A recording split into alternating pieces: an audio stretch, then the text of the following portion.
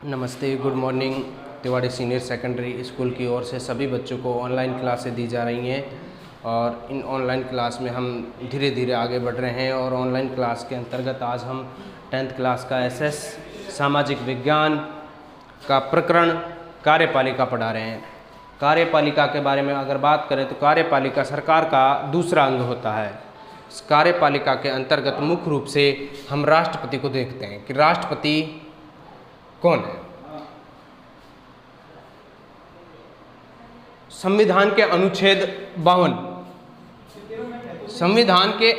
52 में यह उपबंधित किया गया है, जो संविधान का अनुच्छेद 52 है उसमें यह उपबंधित किया गया है कि भारत का एक क्या होगा, राष्ट्रपति होगा।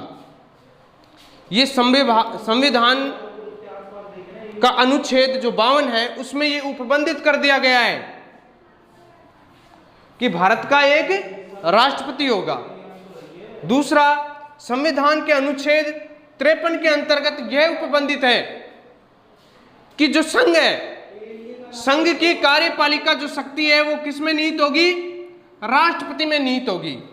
संघ की कार्यपालिका शक्ति किस में निहित होगी, राष्ट्रपति में निहित होगी। दूसरा, वह इसका प्रयोग किसका, संघ की कार्यपालिका शक्ति का, वह इसका प्रयोग संविधान के अनुसार या तो स्वयं राष्ट्रपति खुद स्वयं करेगा, अगर राष्ट्रपति की अनुपस्थिति हो, राष्ट्रपति उस जगह नहीं हो, उस पद पर राष्ट्रपति अगर धारण नहीं किया हुआ है और राष्ट्रपति पद खाली हो, तो उस समय उस कार्यपालिका शक्ति को उसके अधीनस्थ जो पदाधिकारी हैं, उससे नीचे के जो पदाधिकारी हैं, यानी उपराष्ट्रपति कह सकते हैं, ये उपराष्ट्रपति यानी अधीनस्थ पदाधिकारी द्वारा भी इसका कार्यपालिका शक्ति का उपयोग किया जा सकता है। कार्यपालिका शक्ति के अंतर्गत जो संघीय कार्यपालिका है, संघीय कार्यपालिका में मुख्य रूप से राष्ट्रपति, उपराष्ट्रपति, प्रधानमंत्री और मंत्रिपरिषद तथा भारत का महान्यायवादी को सम्मिलित किया जाता है।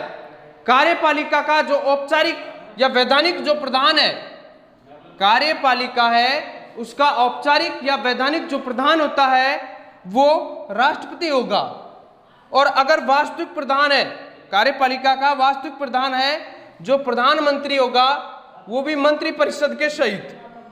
भारत में संसदात्मक जो शासन व्यवस्था है, वो शासन व्यवस्था कहां से ली गई है, ब्रिटेन से।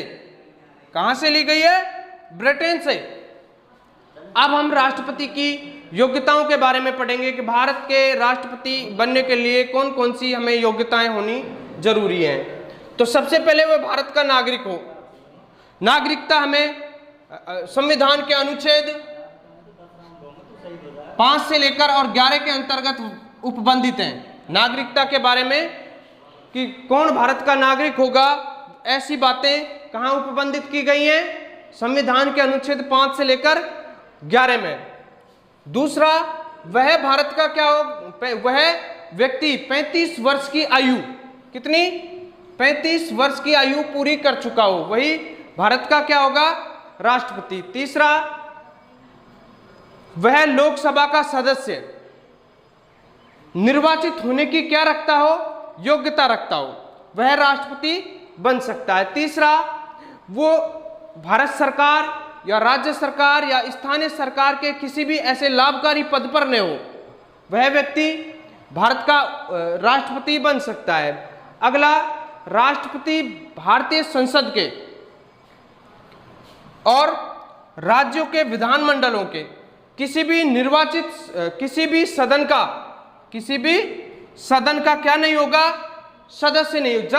जब वह व्यक्ति पद धारण कर ले तो वह किसी भी या संसद के और राज्य के विधानमंडल के किसी भी सदन का क्या नहीं होगा, सदस्य नहीं हो सकता।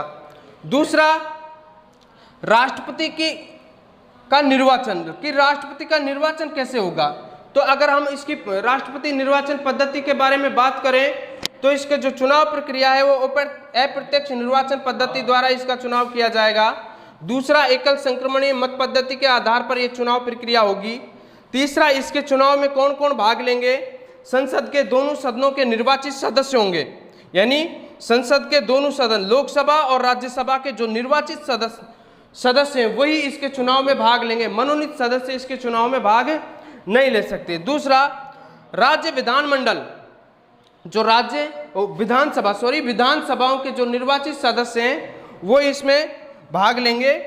और तीसरा, 70वें संविधान संशोधन 1992, 70वें संविधान संशोधन 1992 के तहत संघीय क्षेत्रों की विधानसभाओं, कौन से संघीय क्षेत्रों की विधानसभाओं के निर्वाचित सदस्य भी राष्ट्रपति के चुनाव में भाग ले सकते हैं, लेंगे।